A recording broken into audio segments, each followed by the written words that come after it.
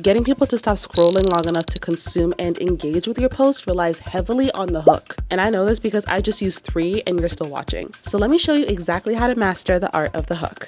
I'm Jamila, and I'm literally just a girl doing all the things in Toronto. I'm into fashion, beauty, lifestyle. When you want to find the best places to eat, fun stuff to do, or cafes to work from, you come to my page. To learn about how to get started as an actor, from auditioning to how you get paid, or how to write your first screenplay, I'm the one to watch. And to learn all things copywriting, content, and social media marketing, I'm your girl. On this channel, you'll learn a lot, and together, we'll do a lot. This is The Hyphenate. On social media, you have 3 seconds to get people to stop scrolling, capture their attention, and get them to consume your post in its entirety. And here's the thing, you could create the most valuable, insightful, entertaining social media post in the world. But if your hook isn't good, it doesn't matter, because your hook is the gatekeeper to everything else. I'm the gatekeeper. And don't get it twisted, social media hooks are not just shorter versions of headlines. They operate in a completely different environment. They are working against an algorithm designed to keep people scrolling. You're competing with friends, family, memes, news, other creators, all at the same time. Social media hooks need to work on tiny mobile screens where attention is fractured and patience is non-existent. Good news for you though, that writing hooks that consistently stop the scroll is a learnable skill. Once you understand the psychology behind what makes people pause, the proven formulas that work across platforms, and the specific nuances of each social network, you can dramatically increase your engagement and grow your audience. So let's get into it. Traditional websites are in traditional places like print media, websites, landing pages, and they're designed to compel an action like clicking a button or scanning a QR code. They rely not only on relevance, but also on technical things like search engine optimization or design. On the flip side, a social media hook is a short and engaging attention grabber designed to get someone to consume a piece of content in its entirety. It could be text-based, an audio hook, a verbal hook, a visual hook. Since people are inundated with so much information every day and they have more places to satisfy their need for instant gratification, your social media hook needs to work harder and faster. So let's get into what makes a social media hook high performing. One thing you want to consider is pattern interruption. By breaking up the monotony of the social media feed, you get the scroller to stop long enough to satisfy their curiosity and maybe consume your piece of content in its entirety. That could be with a visual hook like stacking 3 vertical frames on top of each other in a vertical frame video, or a verbal hook like, unfortunately for me but fortunately for you, immediate relevance. Our individual feeds are tailored to our likes and preferences, so your hook needs to be relevant to what your target audience wants to see. You don't want your hook to feel like it's all about hustle culture when your target audience is more low maintenance. That's why a hook like 7 easy to use tech tools in my lazy business owner girly tech stack is a much better hook than anything that relates to hustle culture for that target audience. Emotional triggers. We think with the emotional sides of our brain before we make decisions using logic. So you want to trigger an emotion right off the bat so your viewer makes the decision to keep reading or watching. That's why controversial social media posts do so well, because they trigger anger, pride, curiosity, and that can trigger more views, longer watch times, comments, and shares. Curiosity gap. A lot of the best pieces of content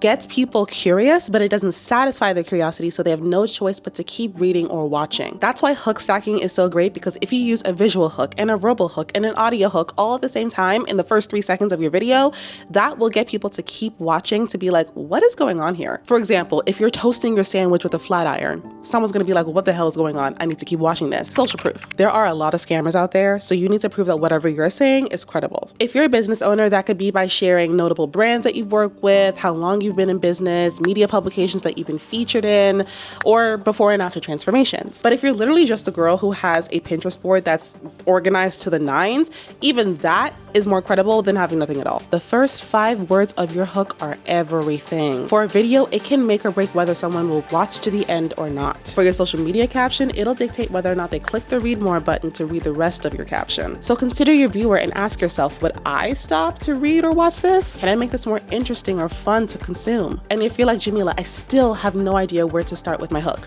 I got you. Let's explore 6 social media hook formulas.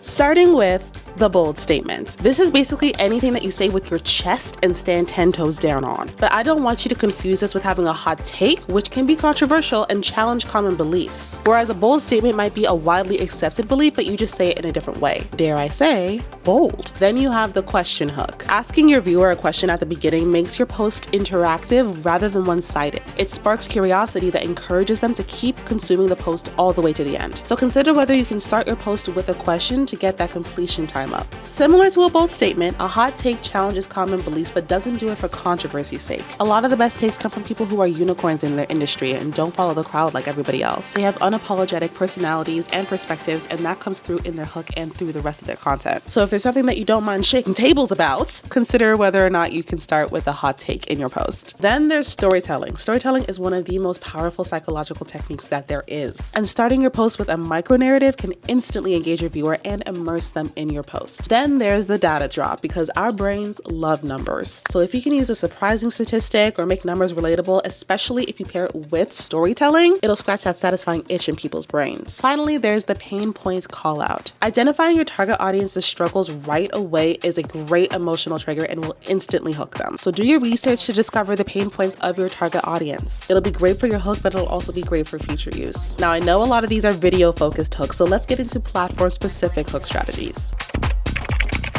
Both Twitter and Threads, basically the same app in a different font if you ask me, have character constraints on their posts, and they favor content that comes from the shared human experience. So if you're going to be posting about your business, it's not going to do as well as you posting about your favorite anime from the month. But if you are posting about your business or anything else, you can do a single post tweet/thread, or you can do a multi-post tweet/thread. If you're doing just a single post one, your first sentence is your hook. It needs to be short, it needs to be sweet, and it needs to instantly hook them. But if you're doing a multi-post thread, then the entire first post can be like a one-liner and it can be the hook, or you can have multiple lines in your first post, but either way, your first post is the hook in that thread. I find bold statements, hot takes, and storytelling work really well on these platforms. Then you have Instagram. I've been using Instagram for so long, and as someone who started her business on Instagram and gets most of her clients to this day from Instagram, there's my credibility by the way, that app has changed a lot and I have learned a lot. Carousel posts do really well on Instagram. Your hook would be the first slide of your carousel or the first line of your social caption before it gets truncated, which basically means it gets shortened before it says click to read more to read the rest of the post. Bold statements, data drops, and calling out pain points do really well on carousel posts, but also Instagram has its own SEO, so SEO headlines also do very well. So even though I said social media hooks and traditional headlines are different, you can use an SEO headline for the hook of your social media carousel. Then there are Instagram Reels, which like TikToks rely very heavily on the first 3 seconds. So you got to use your hooks. Stack your hooks as much as possible. Use a video hook, use an audio hook, use a verbal hook, use a text hook in the actual post and in the caption. Hook stack. That is your word for the day, hook stacking. Then there's LinkedIn, and a lot of the aforementioned strategies can be applied here. Prioritize the first sentence of your caption before truncation to hook the scroller. Use videos and images in your posts to appease the algorithm, and stack your hooks. Visual, verbal, audio, text, all those kinds of things. LinkedIn is the platform for professionals, but professionals are people. So you want to find the happy medium between an authentic voice and a professional voice. Positioning yourself as a thought leader in your post is the best way to do that, I find. Every post, whether it be educational or promotional or entertaining, should position you as a credible authority in your field, while also showing the human behind the work. That's why A Day in My Life and A Peek Over My Shoulder and Career Lesson posts do so well, because it's providing value from a personal, authentic perspective. TikTok, a rising star in the social media platform world, it captured our attention during the COVID-19 pandemic and kept it, which is hard to do. The hack to staying on people's feeds is hooking people in the first 3 seconds. You're stacking your hooks with a visual, a verbal, an audio, a text hook. You want to use text overlays and subtitles. You want to consider all of the social media strategies like pattern interruption and storytelling.